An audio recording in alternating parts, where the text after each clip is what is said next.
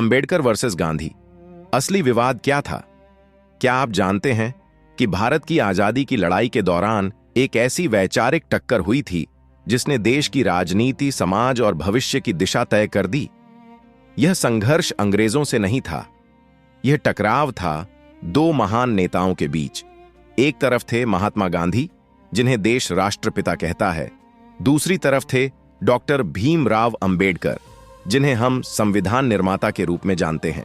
दोनों का लक्ष्य एक, भारत का उत्थान, लेकिन रास्ता अलग, सोच अलग और समाज को देखने का नजरिया बिल्कुल अलग। आज हम जानेंगे पूरी कहानी, बिना किसी पक्षपात के, इतिहास के आधार पर। शुरुआत, दो जीवन, दो अनुभव। गांधी जी का जन्म एक ऐसे परिवार में हुआ जहां सामाजिक सम्मान और प्रतिष्ठा थी।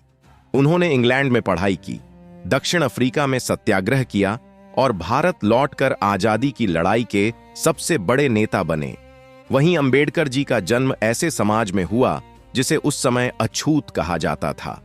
बचपन से उन्हें भेदभाव सहना पड़ा। स्कूल में अलग बैठाया जाता था, पानी तक छूने नहीं दिया जाता था। सोचिए, एक बच्चा जो हर दिन अपमान झेलता है, उसके मन में समाज के प्रति क्या भावना बनेगी? यहीं से दोनों की सोच में अंतर शुरू हुआ। गांधी जी समाज को भीतर से सुधारना चाहते थे, अंबेडकर जी समाज को कानून के माध्यम से बदलना चाहते थे। 1930 गोलमेज सम्मेलन और पहली बड़ी भिड़ंत ब्रिटिश सरकार ने भारत के भविष्य पर चर्चा के लिए लंदन में गोलमेज सम्मेलन बुलाया।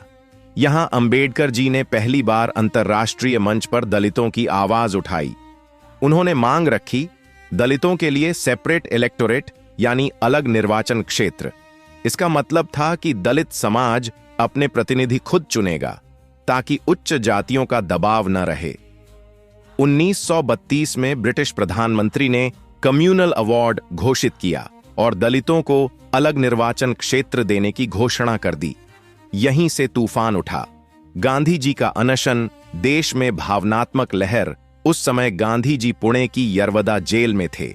जैसे ही उन्हें कम्युनल अवार्ड की खबर मिली, उन्होंने ऐलान किया कि वे इसके विरोध में आमरण अनशन करेंगे। उनका तर्क था, अगर दलितों को अलग निर्वाचन क्षेत्र मिला तो हिंदू समाज स्थायी रूप से बंट जाएगा। वे इसे हिंदू समाज की एकता के लिए खतरा मानते थे। देश भर में हड़कंप मच गया। अखबारों में सुर्खियां छपने लगीं। लोग मंदिरों में प्रार्थना करने लगे। अब पूरा दबाव अंबेडकर जी पर था। अगर वे अपने फैसले पर अड़े रहते तो गांधी जी की जान खतरे में पड़ सकती थी। अगर वे समझौता करते तो दलितों की राजनीतिक स्वतंत्रता कमजोर हो सकती थी। पूना पैक्ट, समझौता या दबाव।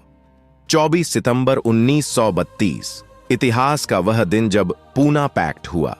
सेपरेट इलेक्टोरेट खत्म कर दिया गया, लेकिन दलितों के लिए आरक्षित सीटों की संख्या बढ़ा दी गई। यह एक समझौता था, लेकिन क्या यह समान सहमति से हुआ? अंबेडकर जी ने बाद में कहा था कि वे इस समझौते से पूरी तरह संतुष्ट नहीं थे। उन्हें लगा कि दलित समाज को स्वतंत्र राजनीतिक पहचान मिलने का अवसर खो गया। विचारों का गहरा अंतर। गांधी जी दलितों को हरिजन कहते थे, भगवान के बच्चे। उनका उद्देश्य सम्मान देना था, लेकिन अंबेडकर जी को यह शब्द दया का प्रतीक लगता था। वे बराबरी चाहते थे, करुणा नहीं। गांधी जी जाति व्यवस्था में सुधार की बात करते थे। अंबेडकर जी इसे जड़ से समाप्त करना चाहते थे। उनकी प्रसिद्ध पुस्तक अनाहिलेशन ऑफ कास्ट में उन्होंने स्पष्ट कहा कि जब तक जाति व्यवस्था खत्म नहीं होगी, समानता संभव नहीं। आजादी के बाद इतिहास का मोड़ 1947 में भारत आजाद हुआ। संविधान सभा बनी और उसी सभा में अंबेडकर जी को ड्राफ्टिंग कमेटी का अध्यक्ष चुना गया। यह इतिहास का सबसे बड़ा मोड़ था। उन्होंने संविधान में समानता, स्वतंत्रता, धर्मनिरपेक्षता और आरक्षण जैसे प्रावधान जोड़े। यह वही रास्ता था जिस पर वे वर्षों से चल रहे थे, कानून के जरिए सामाजिक न्याय। गांधी जी का सपना था नैतिक भारत, अंबेडकर जी का सपना था संवैधानिक भारत। दोनों सपने मिलकर आधुनिक भारत बने। धर्म परिवर्तन, अंतिम संदेश। 1956 में अंबेडकर जी ने बौद्ध धर्म अपना लिया। उन्होंने कहा था, मैं हिंदू होकर पैदा हुआ, लेकिन हिंदू होकर नहीं मरूंगा। यह निर्णय सिर्फ धार्मिक नहीं था, यह सामाजिक विद्रोह था। एक संदेश था कि समानता और सम्मान सर्वोपरि हैं। क्या वे दुश्मन थे? इतिहास के दस्तावेज बताते हैं कि दोनों के बीच मतभेद थे, लेकिन व्यक्तिगत दुश्मनी नहीं थी। यह विचारों की लड़ाई थी। गांधी जी भावनात्मक और आध्यात्मिक सुधार में विश्वास रखते थे। अंबेडकर जी राजनीतिक और कानूनी सशक्तिकरण में। अगर सेपरेट इलेक्टोरेट लागू हो जाता तो क्या भारत की राजनीति अलग होती? अगर पूना पैक्ट न होता तो क्या दलित समाज ज्यादा मजबूत होता? ये सवाल आज भी बहस का विषय है। शक्तिशाली समापन सच यह है कि भारत की ताकत इसी बहस में है, जहां विचार टकराते हैं, जहां मतभेद होते हैं और जहां से एक नया रास्ता निकलता है। आज जब हम लोकतंत्र, संविधान और अधिकारों की बात करते हैं तो हमें समझना चाहिए कि यह सब एक लंबी वैचारिक लड़ाई का परिणाम है। अब सवाल आपसे है, आपके अनुसार उस समय कौन सा रास्ता ज्यादा सही था, गांधी जी का या अंबेडकर जी का? कमेंट में जरूर बताइए।